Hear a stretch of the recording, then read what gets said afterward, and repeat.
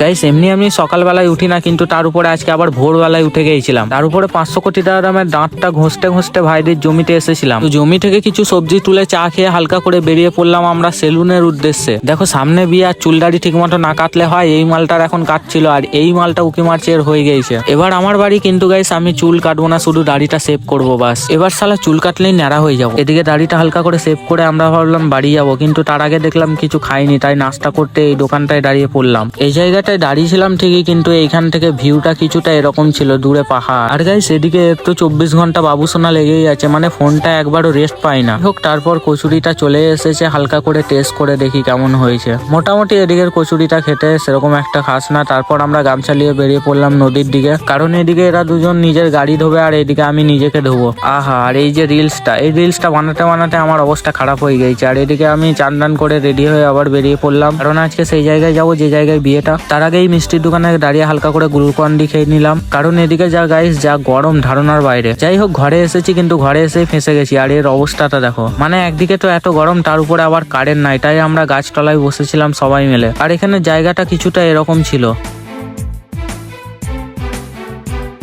যাই হোক তারপর আবার বিকালবেলায় বেরিয়ে গেলাম এই পাহাড়ের উদ্দেশ্যে। কিন্তু গাইস তার আগে এরকম একটা 5 স্টার রেস্টুরেন্টে চলে এসে হালকা করে ঘুগনির বড়া খেয়ে নিলাম। আর হ্যাঁ, তোমরাও ট্রাই করো পুরুলিয়ায় কখনো যদি আসো তাহলে। তো গাইস আমি খাই, তোমরা আবার লোভ লাগাও না, নাহলে শালা পেটে লাগবে।